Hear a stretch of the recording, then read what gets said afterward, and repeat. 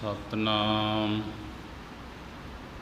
वाहिगुरु साहिब जी।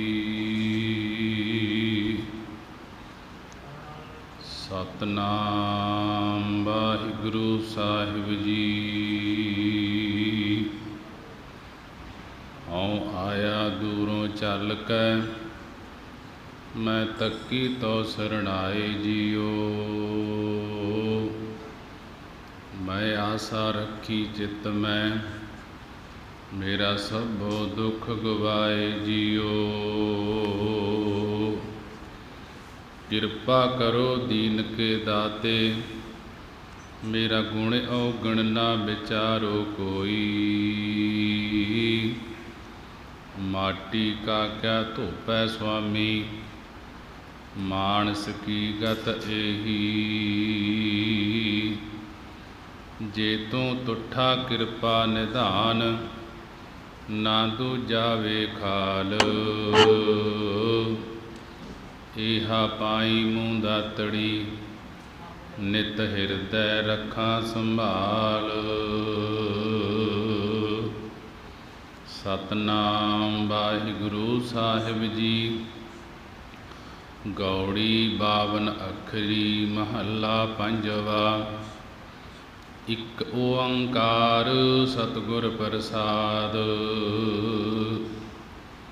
सलोक तान मान धन अरपो तिसै प्रभु मिलावै मोहे।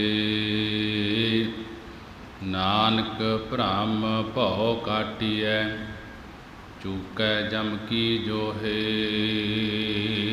पौड़ी तत्ता तास्यों प्रीत कर गुण निध गोविंद राय। फल पावहे मन वासते तापत तुहारी जाए। त्रास मिठै जम पंथ की जास वसै मन नाओ। गत पावे मत होए परगास महली पावहे ठाओ। ताहूँ ना संग धन चलै गृह जोवन नहराज। संत संग सिमरत रहो यह तुहारै काज। ताता कसु न होवै जो ताप निवारै आप। प्रतिपालै नानक हमहे आपहे माई बाप। प्रतिपालै नानक हमहे आपहे माई बाप। वाहिगुरु जी का खालसा वाहिगुरु जी की फतेह। जुगो जुग अटल चवर तख्त दे मालक दो जहान दे वाली लोक परलोक दे राखे। जाहरा जहूर हाजरा हजूर सर्ब कला भरपूर।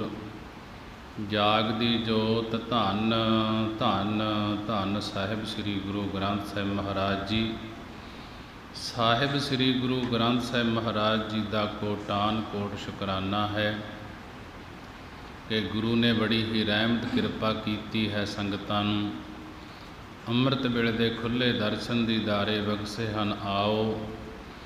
अमृत वेले की संभाल करते हुए साहिब श्री गुरु ग्रंथ साहिब महाराज जी की पवित्र हजूरी दे अंदर हाजरियां भरते हुए मन बिरतियां नूं एकाग्र करते हुए गुरु की बाणी की विचार श्रवण करते हुए साहिब श्री गुरु ग्रंथ साहिब महाराज जी नूं सीस झुकाउंदे हुए डंडौत वंदना करते हुए अरदासां बेनतियां करते हुए सारी संगत गुरु ग्रंथ साहिब महाराज जी नूं सीस झुकाउंदे हुए गज के फतेह बुलाउणा करिए जी। वाहिगुरु जी का खालसा वाहिगुरु जी की फतेह। साहिब श्री गुरु ग्रंथ साहिब महाराज जी की पवित्र बाणी काफ़ी समय तो प्रारंभ है।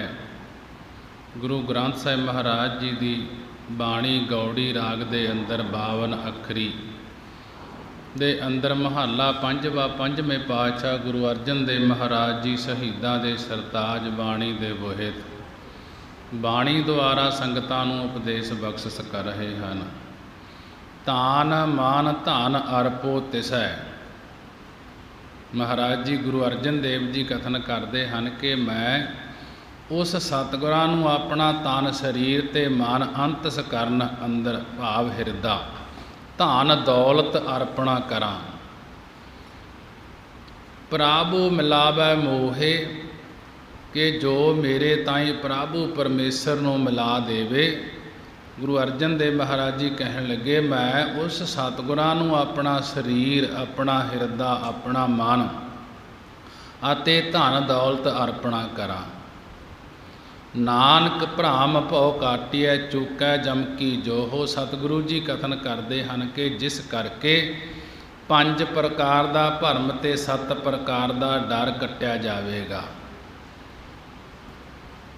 ਕਿ ਜੋ ਮੇਰੇ ਤਾਈਂ ਪ੍ਰਭੂ ਨੂੰ ਮਿਲਾ ਦੇਵੇਗਾ, ਮੈਂ ਉਸ ਸਤਿਗੁਰਾਂ ਨੂੰ ਆਪਣਾ ਤਨ ਸਰੀਰ ਤੇ ਮਨ ਅੰਤਸ ਕਰਨ ਹਿਰਦਾ ਦੌਲਤ ਅਰਪਣਾ ਕਰਾਂ ਕਿ ਜਿਸ ਕਰਕੇ 5 ਪ੍ਰਕਾਰ ਦਾ ਭਰਮ ਡਰ ਤੇ 7 ਪ੍ਰਕਾਰ ਦਾ ਭਉ ਕੱਟਿਆ ਜਾਵੇਗਾ।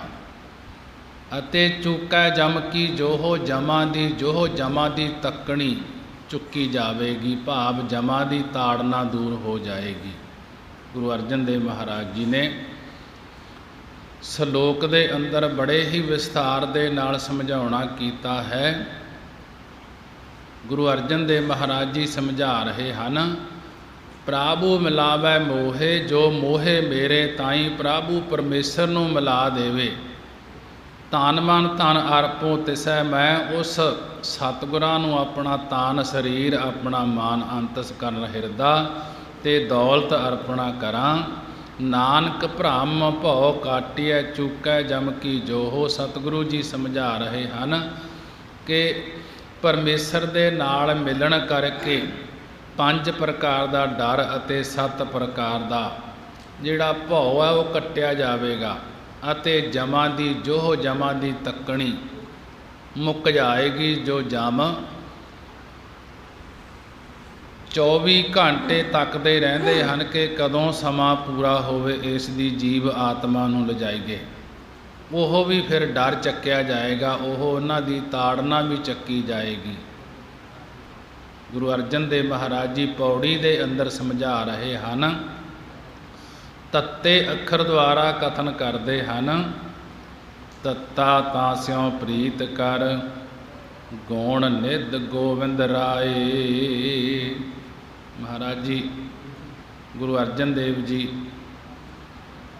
52 ਅੱਖਰੀ ਦੇ ਅੰਦਰ ਜੋ 52 ਅੱਖਰਾਂ ਵਾਲੀ ਬਾਣੀ ਰਚਨਾ ਕੀਤੀ ਹੈ ਮਹਾਰਾਜ ਜੀ ਨੇ, ਉਸ ਅੱਖਰਾਂ ਦੇ ਵਿੱਚੋਂ ਤੱਤਾ ਅੱਖਰ ਹੈ ਜਿਹੜਾ ਉਸ ਤੱਤੇ ਅੱਖਰ ਦੁਆਰਾ ਕਥਨ ਕਰਦੇ ਹਨ ਕਿ ਜੋ ਗੋਬਿੰਦ ਪ੍ਰਿਥਵੀ ਦੀ ਰੱਖਿਆ ਕਰਨ ਵਾਲਾ ਰਾਜਾ ਪ੍ਰਕਾਸ਼ ਰੂਪ ਗੁਣਾਂ ਦਾ ਨਿਧ, ਗੁਣਾਂ ਦਾ ਖਜ਼ਾਨਾ ਪਰਮੇਸ਼ਰ ਹੈ। ਤਾਂ ਸਿਉ ਪ੍ਰੀਤ ਕਰ, ਉਸ ਪਰਮੇਸ਼ਰ ਦੇ ਨਾਲ ਪ੍ਰੀਤੀ ਕਰਨਾ ਕਰ, ਉਸ ਦੇ ਨਾਲ ਪਿਆਰ ਪਾਉਣਾ ਕਰ।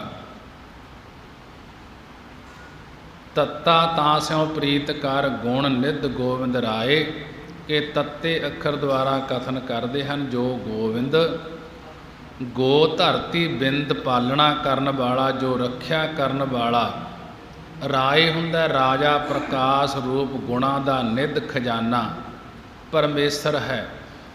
ਉਸ ਦੇ ਨਾਲ ਪ੍ਰੀਤੀ ਲਾਉਣਾ ਕਰ ਕਿ ਪ੍ਰੀਤੀ ਲਾਉਣ ਕਰਕੇ ਹੀ ਉਸ ਦੀ ਪ੍ਰਾਪਤੀ ਹੋਏਗੀ। ਜਿਨ ਪ੍ਰੇਮ ਕੀਓ ਤਿਨ ਹੀ ਪ੍ਰਭ ਪਾਇਓ। ਜਿਨ੍ਹਾਂ ਨੇ ਪਰਮੇਸ਼ਰ ਦੇ ਨਾਲ ਪ੍ਰੇਮ ਕੀਤਾ ਹੈ, ਪਿਆਰ ਕੀਤਾ ਹੈ, ਉਹਨਾਂ ਨੂੰ ਹੀ ਪਰਮੇਸ਼ਰ ਦੀ ਪ੍ਰਾਪਤੀ ਹੁੰਦੀ ਹੈ। ਤੇ ਪ੍ਰਾਪਤੀ ਹੋਣ ਕਰਕੇ ਫਲ ਪਾਵੇ ਮਨ ਬਾਚਤੇ ਤਪਤ ਤੁਹਾਰੀ ਜਾਏ। ਜੋ ਫਲ ਮਨ ਵਾਸਤੇ ਮਨ ਚਾਹੇਗਾ, ਜਦੋਂ ਪਰਮੇਸ਼ਰ ਦੇ ਨਾਲ ਪ੍ਰੀਤੀ ਕਰੇਗਾ, ਪਰਮੇਸ਼ਰ ਦੇ ਨਾਲ ਮਿਲਾਪ ਹੋ ਜਾਏਗਾ, ਇੱਕ ਮਿਕ ਹੋ ਜਾਏਗਾ। ਉਦੋਂ ਫਿਰ ਫਲ ਪਾਵੇ ਮਨ ਵਾਸਤੇ, ਜੋ ਮਨ ਨੂੰ ਚਾਹੇਗਾ ਉਹੀ ਫਲ ਪ੍ਰਾਪਤ ਹੋ ਜਾਣਗੇ। ਫਲ ਪਾਵੇ ਮਨ ਵਾਸਤੇ, ਜੋ ਫਲ ਮਨ ਨੂੰ ਹਿਰਦੇ ਨੂੰ ਚਾਹੇਗਾ ਉਹ ਫਲ ਪ੍ਰਾਪਤ ਹੋਣਗੇ। ਮਨ ਦੀ ਚਾਹਤ ਅਨੁਸਾਰ ਸੰਸਾਰ ਦੇ ਬੰਧਨਾਂ ਤੋਂ ਛੁੱਟਣ ਲਈ ਮੁਕਤੀ ਰੂਪ ਫਲ ਪਾ ਲਏਗਾ। ਸਭ ਤੋਂ ਵੱਡਾ ਕਿ ਇਹ ਫਲ ਹੈ ਜੋ ਸੰਸਾਰ ਦੇ ਬੰਧਨਾਂ ਤੋਂ ਮੁਕਤੀ ਰੂਪੀ ਫਲ ਹੈ। ਇਹ ਤੈਨੂੰ ਪਰਮੇਸ਼ਰ ਦੇ ਨਾਲ ਮਿਲਣ ਕਰਕੇ, ਕਿ ਪਰਮੇਸ਼ਰ ਦੇ ਨਾਲ ਪ੍ਰੀਤੀ ਪਾਉਣ ਕਰਕੇ ਮਿਲੇਗਾ। ਅਤੇ ਤਪਤ ਤੁਹਾਰੀ ਜਾਏ, ਅਤੇ ਤੁਹਾਡੀ ਵਿਛੋੜੇ ਅਤੇ ਤ੍ਰਿਸ਼ਨਾ ਦੀ ਤਪਤ ਜੋ ਤਾਪਸ ਹੈ ਇਹ ਚਲੀ ਜਾਵੇਗੀ। ਮੁਕਤੀ ਰੂਪੀ ਫਲ ਪਾਉਣ ਕਰਕੇ ਕਿ ਤੁਹਾਡੀ ਵਿਛੋੜੇ ਦੀ, ਪਰਮੇਸ਼ਰ ਦੇ ਨਾਲੋਂ ਜਦੋਂ ਵਿਛੜੇ ਹੋਏ ਹਾਂ, ਕਿ ਵਿਛੜਨ ਦੀ ਜਿਹੜੀ ਤਾਪਤ ਹੈ ਇਹ ਚਲੀ ਜਾਏਗੀ। ਤਰਾਸ ਮਿਟੈ ਜਮ ਪੰਥ ਕੀ, ਜਾਸ ਬਸੈ ਮਨ ਆਏ। ਜਾਸ ਜਿਸ ਦੇ ਮਨ ਵਿੱਚ, ਜਿਸ ਦੇ ਹਿਰਦੇ ਵਿੱਚ ਹਰੀ ਵਾਹਿਗੁਰੂ ਦਾ ਨਾਮ ਵਸ ਜਾਂਦਾ ਹੈ। ਜਾਸ ਬਸੈ ਮਨ ਨਾਉ, ਕਿ ਜਿਸ ਦੇ ਮਨ ਵਿੱਚ, ਜਿਸ ਦੇ ਹਿਰਦੇ ਵਿੱਚ ਹਰੀ ਵਾਹਿਗੁਰੂ ਦਾ ਨਾਮ ਵਸ ਜਾਂਦਾ ਹੈ। ਤਰਾਸ ਮਿਟੈ ਜਮ ਪੰਥ ਕੀ, ਕਿ ਉਸ ਦੀ ਜਮਾਂ ਦੀ ਤਰਾਸ, ਖੌਫਤਾਈ ਵਾਲਾ ਜਿਹੜਾ ਰਸਤਾ ਹੈ ਉਹ ਮਿਟ ਜਾਏਗਾ, ਸਾਫ਼ ਰਸਤਾ ਮਿਲੇਗਾ। ਫਿਰ ਜਦੋਂ ਹਿਰਦੇ ਦੇ ਵਿੱਚ ਪਰਮੇਸ਼ਰ ਦਾ ਨਾਮ ਵਸ ਜਾਏਗਾ ਕਿ ਤਰਾਸ ਮਿਟੈ ਜਮ ਪੰਥ ਕੀ, ਉਸ ਦੀ ਜਮਾਂ ਦੇ ਰਸਤੇ ਦੀ ਖੌਫਤਾਈ, ਜਮਾਂ ਦੇ ਰਸਤੇ ਦਾ ਡਰ ਮਿਟ ਜਾਂਦਾ ਹੈ। ਜੋ ਜਮ ਇੱਥੋਂ ਲੈ ਕੇ ਜਾਂਦੇ ਹਨ, ਰਾਹ ਦੇ ਵਿੱਚ ਜੋ ਡਰ ਹੈ, ਤਕਲੀਫਾਂ ਹਨ, ਉਹ ਫਿਰ ਮਿਟ ਜਾਂਦੀਆਂ ਹਨ। ਅਤੇ ਗਤ ਪਾਵੇ ਮਤ ਹੋਏ ਪ੍ਰਗਾਸ, ਮਹਿਲੀ ਪਾਵੇ ਠਾਓ। ਉਸ ਦੀ ਮਤ, ਉਸ ਦੀ ਬੁੱਧੀ ਆਤਮ ਸਰੂਪ ਪ੍ਰਕਾਸ਼, ਬੁੱਧੀ ਵਿੱਚ ਪ੍ਰਕਾਸ਼ ਹੋ ਜਾਂਦਾ ਹੈ। ਜਿਸ ਨੂੰ ਜਮਾਂ ਦੇ ਰਸਤੇ ਦਾ ਡਰ ਚੱਕਿਆ ਜਾਂਦਾ ਹੈ ਤੇ ਪਰਮੇਸ਼ਰ ਦਾ ਨਾਮ ਅੰਤਸਕਰਨ ਦੇ ਵਿੱਚ, ਹਿਰਦੇ ਵਿੱਚ, ਮਨ ਦੇ ਵਿੱਚ ਵਸ ਜਾਂਦਾ ਹੈ। ਗਤ ਪਾਵੇ ਮਤ ਹੋਏ ਪ੍ਰਗਾਸ, ਉਸ ਦੀ ਮਤ, ਉਸ ਦੀ ਬੁੱਧੀ ਵਿੱਚ ਆਤਮ ਸਰੂਪ ਉਸ ਪਰਮੇਸ਼ਰ ਦਾ ਪ੍ਰਕਾਸ਼ ਹੋ ਜਾਂਦਾ ਹੈ। ਪਰਮੇਸ਼ਰ ਆਪ ਹਿਰਦੇ ਦੇ ਵਿੱਚ ਵਸ ਜਾਂਦਾ ਹੈ, ਜਿਸ ਕਰਕੇ ਉਹ ਮਹਿਲੀ ਪਾਵੇ ਠਾਹੋ, ਜਿਸ ਕਰਕੇ ਉਹ ਮੁਕਤੀ ਨੂੰ ਪਾ ਲੈਂਦਾ ਹੈ ਅਤੇ ਤੁਰਿਆ ਪਦ ਰੂਪੀ ਮਹਿਲੀ ਸਰੂਪ ਵਿੱਚ ਵੀ ਟਿਕਾਣਾ ਪਾ ਲੈਂਦਾ ਹੈ, ਥਾਂ ਪਾ ਲੈਂਦਾ ਹੈ। ਤਾਹੂ ਸੰਗ ਨਾ ਧਨ ਚਲੈ, ਤਾਹੂ ਤਿਸ ਪਰਲੋਕ ਰੂਪ ਮਹੱਲ ਮਹਿਲ ਵਿੱਚ ਧਨ ਦੌਲਤ ਸਾਥ ਨਹੀਂ ਚੱਲੇਗੀ। ਗ੍ਰਹਿ ਜੋਬਨ ਨਹਿ ਰਾਜ, ਅਤੇ ਨਾ ਹੀ ਗ੍ਰਹਿ ਘਰ, ਤੇ ਨਾ ਹੀ ਜੋਬਨ ਜਵਾਨੀ, ਅਤੇ ਨਾ ਹੀ ਰਾਜ ਭਾਗ ਨਾਲ ਜਾਵੇਗਾ। ਜਦੋਂ ਪਰਮੇਸ਼ਰ ਦੇ ਨਾਲ ਜੁੜਿਆ ਹੋਇਆ, ਉਦੋਂ ਇਹਨਾਂ ਚੀਜ਼ਾਂ ਦੀ ਲੋੜ ਨਹੀਂ ਰਹਿਣੀ। ਪਰਮੇਸ਼ਰ ਆਪ ਹੀ ਉੱਥੇ ਸਹਾਇਤਾ ਕਰੇਗਾ। ਇਹ ਜੀਵ ਸੋਚਦਾ ਹੈ ਕਿ ਜੋ ਧਨ ਦੌਲਤ ਕਾਰੋਬਾਰ ਰਾਜ ਭਾਗ ਹਨ ਇਹ ਮੇਰੇ ਨਾਲ ਜਾਣਗੇ। ਮਹਾਰਾਜ ਜੀ ਕਹਿਣ ਲੱਗੇ, ਤਾਹੂ ਸੰਗ ਨਾ ਧਨ ਚੱਲੈ, ਗ੍ਰਹਿ ਜੋਬਨ ਨਹਿ ਰਾਜ, ਤੇ ਤਾਹੂ ਤਿਸ ਪਰਲੋਕ ਰੂਪੀ ਮਹੱਲ ਵਿੱਚ ਦੌਲਤ ਸਾਥ ਨਹੀਂ ਚੱਲੇਗੀ। ਅਤੇ ਨਾ ਹੀ ਗ੍ਰਹਿ ਜੋਬਨ ਨਹਿ ਰਾਜ, ਗ੍ਰਹਿ ਹੁੰਦਾ ਘਰ, ਤੇ ਨਾ ਹੀ ਜੋਬਨ ਜਵਾਨੀ, ਤੇ ਨਾ ਹੀ ਰਾਜ ਭਾਗ ਨਾਲ ਜਾਵੇਗਾ। ਨਾਲ ਕੀ ਜਾਵੇਗਾ? ਮਹਾਰਾਜ ਜੀ ਕਹਿਣ ਲੱਗੇ, ਸੰਤ ਸੰਗ ਸਿਮਰਤ ਰਹੋ, ਇਹ ਹੈ ਤੁਹਾਰੈ ਕਾਜ। ਕਹਿਣ ਲੱਗੇ ਗੁਰੂ ਅਰਜਨ ਦੇਵ ਜੀ, कि हे भाई इस ਲਈ सत संग सत संगत ਵਿੱਚ ਮਿਲ ਕੇ हरि ਦੇ ਨਾਮ ਨੂੰ ਸਿਮਰਦੇ ਰਹੋ। ਇਹ ਹੈ ਤੁਹਾਰਾ ਕਾਜ, ਇਹੀ ਤੁਹਾਡੇ ਪਰਲੋਕ ਵਿੱਚ ਕੰਮ ਆਉਣ ਵਾਲਾ ਹੈ। ਜੋ ਪਰਮੇਸ਼ਰ ਦਾ ਨਾਮ ਹੈ, ਸਤ ਸੰਗਤ ਦੇ ਵਿੱਚ ਮਿਲ ਕੇ ਉਸ ਨਾਮ ਨੂੰ ਸਿਮਰਦੇ ਰਹੋ। ਇਹ ਹੈ ਤੁਹਾਰਾ ਕਾਜ ਕਿ ਇਹੋ ਹੀ ਤੇਰਾ ਕਾਰਜ ਹੈ, ਇਹ ਕੰਮ ਹੈ, ਨਾਮ ਹੀ ਤੇਰੇ ਕੰਮ ਆਏਗਾ। ਤੂੰ ਇੱਥੇ ਨਾਮ ਜਪਣ ਵਾਸਤੇ ਆਇਆ ਹੈ, ਆਪਣਾ ਕਾਰਜ ਸਵਾਰਨ ਵਾਸਤੇ ਆਇਆ ਹੈ।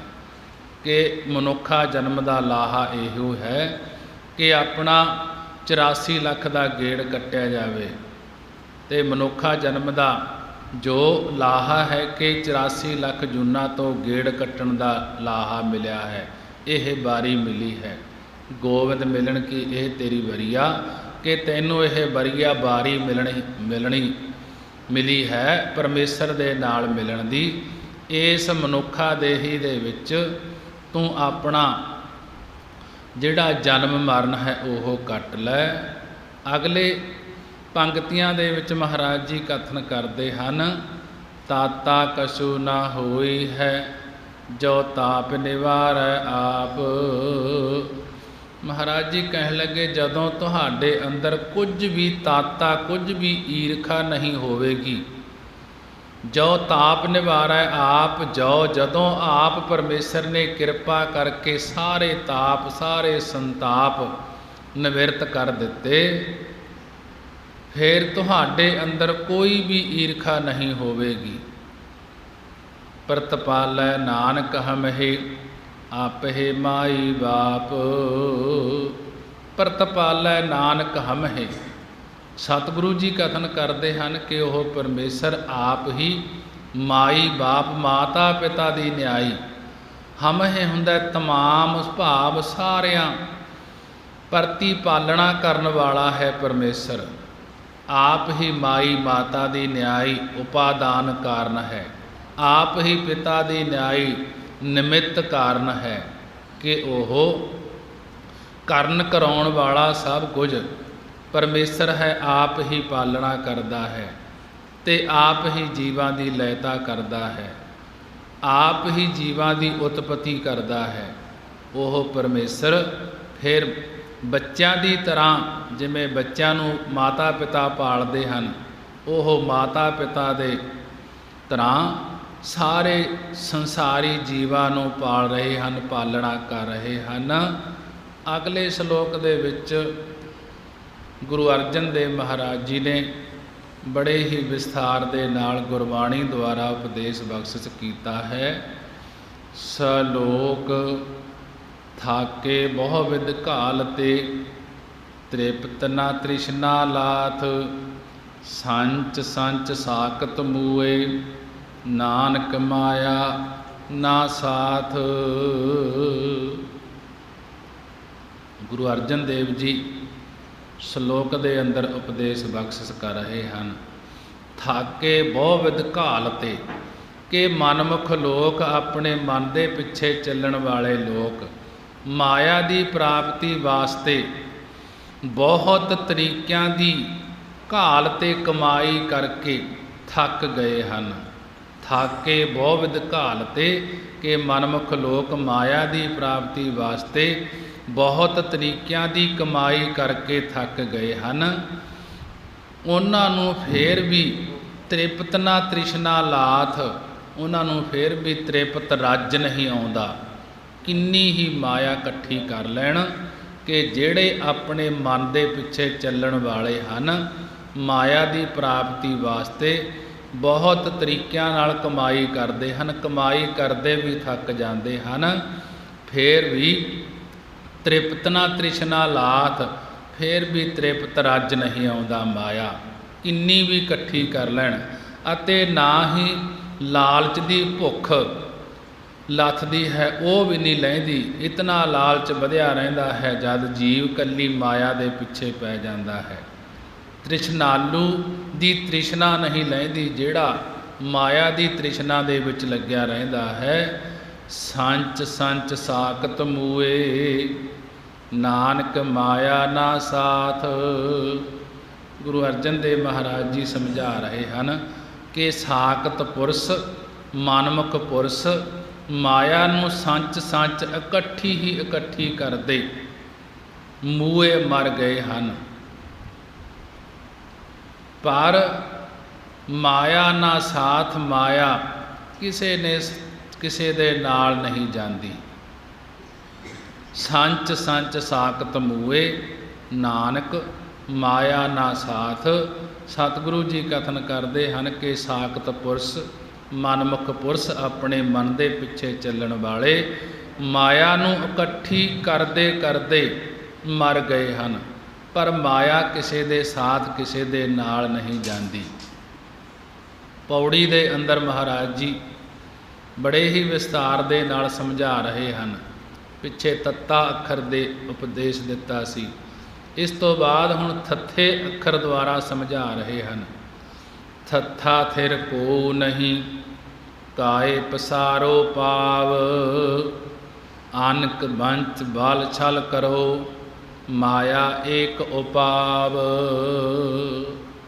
ਮਹਾਰਾਜ ਜੀ ਥੱਥੇ ਅੱਖਰ ਦੁਆਰਾ ਕਥਨ ਕਰਦੇ ਹਨ ਕਿ ਕੋਈ ਵੀ ਸਰੀਰ ਵਿੱਚ ਟਿਕਣ ਵਾਲਾ ਨਹੀਂ ਹੈ।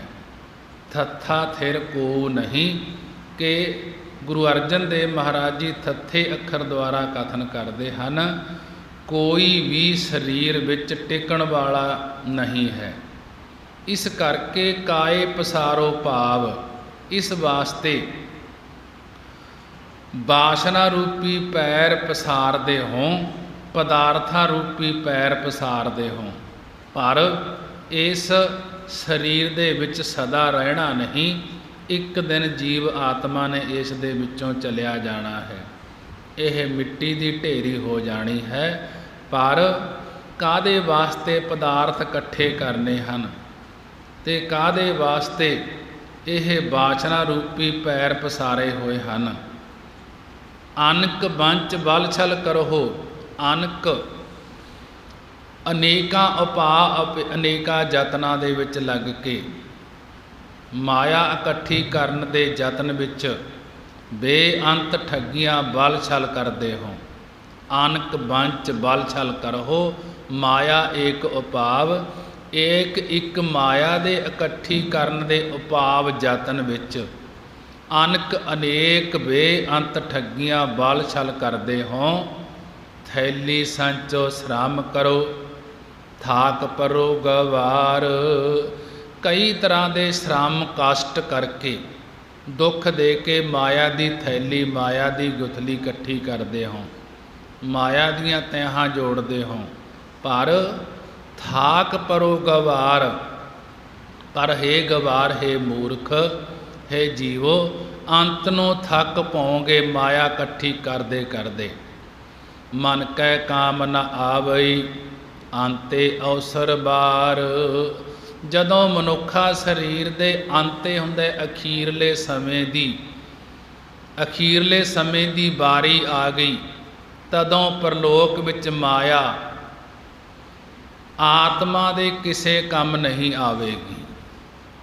ਬੜੇ ਹੀ ਵਿਸਥਾਰ ਦੇ ਨਾਲ ਮਹਾਰਾਜ ਜੀ ਇਸ ਜੀਵ ਨੂੰ ਸਮਝਾ ਰਹੇ ਹਨ ਕਿ ਕਈ ਤਰ੍ਹਾਂ ਦੇ ਕਸ਼ਟ ਕਰਕੇ ਮਾਇਆ ਦੀ ਗੁਥਲੀ, ਮਾਇਆ ਦੀਆਂ ਥੈਲੀਆਂ ਇਕੱਠੀਆਂ ਕਰਦੇ ਹੋ।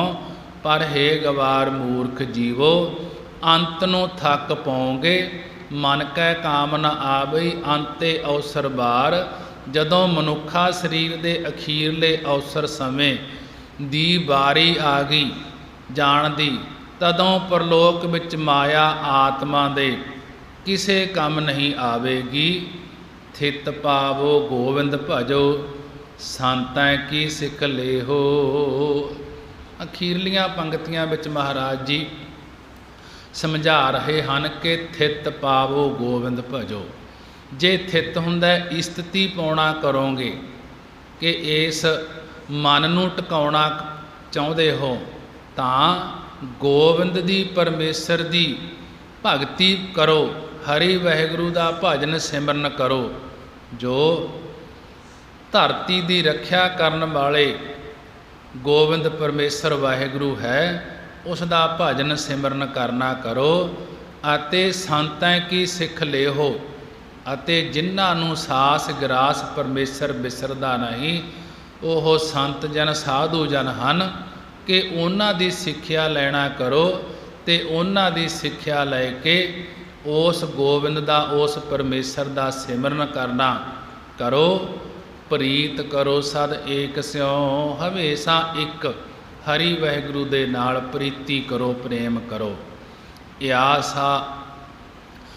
ਸਾਚਾ ਅਸਨੇਹ, ਇਹੋ ਹੀ ਲੋਕ ਪਰਲੋਕ ਵਿੱਚ ਸੱਚਾ ਪ੍ਰੇਮ ਨਿਭੇਗਾ। ਜਿਹੜਾ ਇੱਕ ਹਰੀ ਵਾਹਿਗੁਰੂ ਦੇ ਨਾਲ ਪ੍ਰੀਤੀ ਕਰਨੀ ਹੈ, ਇਹੋ ਹੀ ਪਰਲੋਕ ਦੇ ਵਿੱਚ ਤੇ ਲੋਕ ਦੇ ਵਿੱਚ ਸੱਚਾ ਸਨੇਹ ਹੈ, ਸੱਚਾ ਪ੍ਰੇਮ ਹੈ, ਜਿਹੜਾ ਇਹ ਨਿਭੇਗਾ। ਕਾਰਨ ਕਰਨ ਕਰਾਵਣੋ, ਸਭ ਵਿਦ ਏਕੈ ਹਾਥ। ਹਰੀ ਵਾਹਿਗੁਰੂ ਸਾਰਿਆਂ ਕਾਰਨਾਂ ਦੇ ਕਰਨ ਕਰਾਉਣ ਵਾਲਾ ਹੈ। ਕਾਰਨ ਕਰਨ ਕਰਾਵਣੋ, ਹਰੀ ਵਾਹਿਗੁਰੂ ਸਾਰਿਆਂ ਕਾਰਨਾਂ ਦੇ, ਸਾਰਿਆਂ ਕਾਰਜਾਂ ਦੇ ਕਰਨ ਕਰਾਉਣ ਵਾਲਾ ਹੈ। ਭਾਵ ਕਾਰਨ ਪ੍ਰਮਾਣ, ਪੰਜ ਤੱਤ, ਸੂਖਮ ਤੱਤ, ਕਾਲ ਆਦਿਕ ਕਰਮਾਂ ਦੇ ਕਰਾਉਣ ਵਾਲਾ ਹੈ। ਸਭ ਵਿਦ ਏਕੈ ਹਾਥ, ਸਭ ਵਿਦ ਸਾਰੀਆਂ ਵਿਧੀਆਂ ਇੱਕ ਉਸ ਪਰਮੇਸ਼ਰ ਦੇ ਹੁਕਮ ਦੇ ਵਿੱਚ ਹਨ, ਉਸ ਦੇ ਹੱਥ ਵਿੱਚ ਹਨ। ਉਹ ਕਰਨ ਕਰਾਉਣ ਵਾਲਾ ਆਪ ਹੀ ਹੈ। ਜਿਤ ਜਿਤ ਲਾਵੋ ਤਿਤ ਤਿਤ ਲਗਹਿ, ਨਾਨਕ ਜੰਤ ਅਨਾਥ। ਸਤਿਗੁਰੂ ਜੀ ਕਥਨ ਕਰਦੇ ਹਨ ਕਿ ਇਹ ਅੰਤਰਜਾਮੀ, ਅੰਦਰ ਦੀ ਜਾਣਨ ਵਾਲੇ ਵਾਹਿਗੁਰੂ, ਅਸੀਂ ਜੰਤ, ਅਸੀਂ ਜੀਵ, ਅਨਾਥ ਹਾਂ, ਯਤੀਮ ਹਾਂ। ਜਿਤ ਜਿਤ, ਜਿਸ ਜਿਸ ਪਾਸੇ ਤੁਸੀਂ ਲਾਉਂਦੇ ਹੋ, ਤਿਤ ਤਿਤ, ਉਸ ਪਾਸੇ ਅਸੀਂ ਲੱਗਦੇ ਹਾਂ। ਅਵਿਦਿਆ ਨਾਲ ਸਾਨੂੰ ਅਲਪੱਗ ਬਣਾ ਛੱਡਿਆ। ਅਵਿਦਿਆ ਦੇ ਨਾਲ, ਅਵਿਦਿਆ ਨੇ ਸਾਨੂੰ ਅਲਪੱਗ ਬਣਾ ਛੱਡਿਆ ਹੈ। ਸਾਨੂੰ ਗਿਆਨ ਨਹੀਂ, ਇਸ ਕਰਕੇ ਅਸੀਂ ਅਲਪੱਗ ਹੋ ਰਹੇ ਹਾਂ। ਆਪ ਤੋਂ ਬਿਨਾਂ ਸਾਡਾ ਕੋਈ ਸੁਆਮੀ ਮਾਲਕ ਨਹੀਂ ਹੈ। ਤੁਸੀਂ ਹੀ ਸਾਡੇ ਮਾਲਕ ਹੋ, ਤੁਸੀਂ ਹੀ ਆਪਣੇ ਨਾਲ ਜੋੜਨਾ ਕਰੋ। ਸਲੋਕ ਦਾਸੈ ਏਕ ਨਿਹਾਰਿਆ, ਸਭ ਕਸ ਦੇਵਨਹਾਰ। ਹਰੀ ਦੇ ਦਾਸਾਂ ਨੇ, ਹਰੀ ਦੇ ਸੇਵਕਾਂ ਨੇ ਇੱਕ ਹਰੀ ਵਾਹਿਗੁਰੂ ਨੂੰ ਹੀ ਨਿਹਾਰਿਆ ਹੁੰਦਾ ਹੈ, ਦੇਖਣਾ ਕੀਤਾ ਹੈ। ਦਾਸੈ ਏਕ ਨਿਹਾਰਿਆ। ਗੁਰੂ ਅਰਜਨ ਦੇਵ ਮਹਾਰਾਜ ਜੀ ਸਮਝਾ ਰਹੇ ਹਨ ਕਿ ਹਰੀ ਦੇ ਸੇਵਕਾਂ ਨੇ ਇੱਕ ਹਰੀ ਵਾਹਿਗੁਰੂ ਨੂੰ ਹੀ ਨਿਹਾਰਿਆ, ਦੇਖਣਾ ਕੀਤਾ ਹੈ। ਸਭ ਕਛ ਦੇਵਨਹਾਰ, ਕਿ ਉਹ ਹਰੀ ਦੇ ਦਾਸ, ਹਰੀ ਦੇ ਸੇਵਕ ਜਾਣਦੇ ਹਨ ਕਿ ਸਰੀਰ, ਧਨ, ਪਦਾਰਥ ਸਭ ਕੁਝ ਉਹੀ ਦੇਵਨਹਾਰ, ਦੇਣ ਵਾਲਾ ਪਰਮੇਸ਼ਰ ਆਪ ਹੈ। ਸਾਸ ਸਾਸ ਸਿਮਰਤ ਰਹੇ, ਨਾਨਕ ਦਰਸ ਆਧਾਰ। ਸਤਿਗੁਰੂ ਜੀ ਕਥਨ ਕਰਦੇ ਹਨ ਕਿ ਉਹ ਦਾਸ, ਉਹ ਸੇਵਕ, ਉਹ ਨਾਮ ਜਪਣ ਵਾਲੇ ਸਾਸ ਸਾਸ ਸਿਮਰਤ ਰਹੇ, ਕਿ ਸਵਾਸ ਰੂਪ ਬ੍ਰਹਮ ਨੂੰ ਆਉਂਦੇ ਜਾਂਦੇ ਸਵਾਸਾਂ ਨਾਲ ਸਿਮਰਦੇ ਰਹਿੰਦੇ ਹਨ। ਹਰ ਸਵਾਸ ਉਸ ਵਾਹਿਗੁਰੂ ਨੂੰ ਸਿਮਰਦੇ ਰਹਿੰਦੇ ਹਨ। ਕਿਉਂਕਿ ਨਾਨਕ ਦਰਸ ਆਧਾਰ, ਕਿਉਂਕਿ ਉਹਨਾਂ ਸੇਵਕਾਂ ਨੂੰ ਦਰਸ਼ਨਾਂ ਦਾ ਹੀ, ਪਰਮੇਸ਼ਰ ਦੇ ਦਰਸ਼ਨਾਂ ਦਾ ਹੀ ਆਸਰਾ ਹੈ, ਆਧਾਰ ਹੈ। ਪੌੜੀ ਦੇ ਅੰਦਰ ਮਹਾਰਾਜ ਜੀ ਦੱਦੇ ਅੱਖਰ ਦੁਆਰਾ ਕਥਨ ਕਰਦੇ ਹਨ, ਦੱਦਾ ਦਾਤਾ ਏਕ ਹੈ, ਸਭ ਕੋ ਦੇਵਨਹਾਰ। ਦੱਦੇ ਅੱਖਰ ਦੁਆਰਾ ਕਥਨ ਕਰਦੇ ਹਨ ਕਿ ਸਾਰਿਆਂ ਨੂੰ ਦਾਤਾਂ ਦੇਣ ਵਾਲਾ ਇੱਕ ਹਰੀ ਵਾਹਿਗੁਰੂ ਹੀ ਹੈ। ਦੇਂਦੇ ਤੋਟ ਨਾ ਆਵਈ, ਅਗਣਤ ਭਰੇ ਭੰਡਾਰ। ਉਸ ਨੂੰ ਦਾਤ ਦਿੰਦਿਆਂ ਕੋਈ ਘਾਟਾ ਨਹੀਂ ਆਉਂਦਾ ਪਰਮੇਸ਼ਰ ਨੂੰ, ਕਿ ਦੇਂਦੇ ਤੋਟ ਨਾ ਆਵਈ। ਉਸ ਪਰਮੇਸ਼ਰ ਕੋਲੇ ਇੰਨੇ ਖਜ਼ਾਨੇ ਭਰੇ ਹਨ ਕਿ ਉਸ ਨੂੰ ਦਾਤ ਦਿੰਦਿਆਂ ਕੋਈ ਤੋਟ, ਕੋਈ ਘਾਟ ਨਹੀਂ ਆਉਂਦੀ। ਉਸ ਦੇ ਅਗਿਣਤ, ਗਿਣਤੀ ਤੋਂ ਰਹਿਤ ਖਜ਼ਾਨੇ ਭੰਡਾਰੇ ਭਰੇ ਹੁੰਦੇ ਹਨ। ਪਰ ਗੁਰਮੁਖਾਂ ਦੇ ਹਿਰਦੇ ਰੂਪੀ ਭੰਡਾਰੇ ਬੇਅੰਤ ਗੁਣਾ ਰੂਪੀ ਪਦਾਰਥਾਂ ਨਾਲ ਲੱਦੇ ਹੋਏ ਹਨ, ਭਰੇ ਹੋਏ ਹਨ। ਉਹਨਾਂ ਨੂੰ ਵੰਡਦਿਆਂ ਕਦੇ ਘਾਟਾ ਨਹੀਂ ਆਉਂਦਾ। ਜੋ ਪਰਮੇਸ਼ਰ ਦੇ ਪਿਆਰੇ ਹਨ, ਗੁਰਮੁਖ ਜਨ ਹਨ, ਉਹਨਾਂ ਦੇ ਹਿਰਦੇ ਨਾਮ ਨਾਲ ਖਜ਼ਾਨੇ ਭਰੇ ਪਏ ਹਨ। ਉਹ ਨਾਮ ਦੇ ਖਜ਼ਾਨੇ ਜਦੋਂ ਸੰਗਤਾਂ ਨੂੰ ਵੰਡਦੇ ਹਨ, ਉਹਨਾਂ ਨੂੰ ਫਿਰ ਘਾਟਾ ਨਹੀਂ ਆਉਂਦਾ। ਦੈਨ ਹਾਰ ਸਦ ਜੀਵਨ ਹਾਰਾ, ਮਨ ਮੂਰਖ ਕਿਉਂ ਤਾਹੇ ਵਿਸਾਰਾ।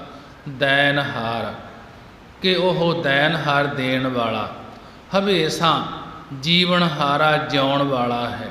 ਦੈਨ ਹਾਰ ਸਦ ਜੀਵਨ ਹਾਰਾ, ਉਹ ਦਾਤਾ, ਉਹ ਪਰਮੇਸ਼ਰ ਦੇਣ ਵਾਲਾ, ਹਮੇਸ਼ਾ ਜਿਉਣ ਵਾਲਾ ਹੈ, ਸਦਾ ਹੀ ਰਹਿਣ ਵਾਲਾ ਹੈ। ਉਹ ਦਾਤਾ ਦੇ ਦੇਣ ਤਾਈਂ ਸਦਾ ਚੇਤਨ ਸਰੂਪ ਹੈ, ਕਦੇ ਮਰਨ ਵਾਲਾ ਨਹੀਂ। ਮਨ ਮੂਰਖ ਕਿਉਂ ਤਾਹੇ ਵਿਸਾਰਾ, ਹੈ ਮੂਰਖ ਮਨਾ, ਉਸ ਹਰੀ ਵਾਹਿਗੁਰੂ ਨੂੰ ਤੂੰ ਕਿਸ ਵਾਸਤੇ ਭੁਲਾਈ ਬੈਠਾ ਹੈ ਤੇ ਉਸ ਨੂੰ ਭੁਲਾ ਛੱਡਿਆ ਹੈ। ਦੋਸ ਨਹੀਂ ਕਾਹੂ ਕੋ ਮੀਤਾ, ਹੈ ਮੀਤਾ ਮਿੱਤਰਾ, ਕਿਸੇ ਨੂੰ ਦੋਸ, ਕਿਸੇ ਨੂੰ ਕਸੂਰ ਦੇਣ ਜੋਗਾ ਨਹੀਂ ਹੈ ਤੂੰ, ਕਿਉਂਕਿ ਮਾਇਆ ਦੇ ਬੰਨਣਾ ਦਾ ਮੋਹ ਸਭ ਹਰੀ ਵਾਹਿਗੁਰੂ ਨੇ ਹੀ ਕੀਤਾ ਹੋਇਆ ਹੈ। ਦਰਦ ਨਿਵਾਰੇ ਜਾ ਕੇ ਆਪੇ, ਨਾਨਕ ਤੇ ਤੇ ਗੁਰਮੁਖ ਧਰਾਪੇ। ਦਰਦ ਨਿਵਾਰੇ ਜਾ ਕੇ ਆਪੇ, ਨਾਨਕ ਤੇ ਤੇ ਗੁਰਮੁਖ ਧਰਾਪੇ। ਸਤਿਗੁਰੂ ਜੀ ਸਮਝਾ ਰਹੇ ਹਨ ਕਿ ਪਰਮੇਸ਼ਰ ਆਪ ਹੀ ਜਿਨ੍ਹਾਂ ਜਿਨ੍ਹਾਂ ਦੇ ਹਿਰਦੇ ਵਿੱਚੋਂ ਅਵਿਦਿਆ ਦੀ ਦਰਦ, ਅਵਿਦਿਆ ਦੀ ਪੀੜਾ ਨਿਵਰਤ ਕਰਦਾ ਹੈ, ਦੂਰ ਕਰਦਾ ਹੈ। ਸਤਿਗੁਰੂ ਜੀ ਕਥਨ ਕਰਦੇ ਹਨ ਕਿ ਉਹ ਗੁਰਮੁਖ ਜਨ ਤ੍ਰਿਪਤ ਹੋ ਜਾਂਦੇ ਹਨ, ਰੱਜ ਜਾਂਦੇ ਹਨ ਕਿ ਪਰਮੇਸ਼ਰ ਆਪ ਜਿਨ੍ਹਾਂ ਜਿਨ੍ਹਾਂ ਦੇ ਹਿਰਦੇ ਦੇ ਵਿੱਚੋਂ ਅਵਿਦਿਆ ਦੀ ਪੀੜਾ ਨਿਵਰਤ ਕਰ ਦਿੰਦੇ ਹਨ, ਖਤਮ ਕਰ ਦਿੰਦੇ ਹਨ। ਸਤਿਗੁਰੂ ਜੀ ਸਮਝਾ ਰਹੇ ਹਨ ਕਿ ਉਹ ਗੁਰਮੁਖ ਜਨ ਤ੍ਰਿਪਤ ਹੋ ਜਾਂਦੇ ਹਨ, ਰੱਜ ਜਾਂਦੇ ਹਨ। ਮਹਾਰਾਜ ਜੀ ਨੇ ਬੜੇ ਹੀ ਵਿਸਤਾਰ ਦੇ ਨਾਲ ਗੁਰਬਾਣੀ ਦੁਆਰਾ ਸਮਝਾਉਣਾ ਕੀਤਾ ਹੈ। ਬਾਬਾ ਜੀ 10 ਮਿੰਟ ਬਾਣੀ ਦੀ ਵਿਚਾਰ ਕਰਨਗੇ। ਹੋਈਆਂ ਪੁਰਸ਼ਾਂ ਦੀ ਮਾਂ, ਵਾਹਿਗੁਰੂ ਜੀ ਕਾ ਖਾਲਸਾ, ਵਾਹਿਗੁਰੂ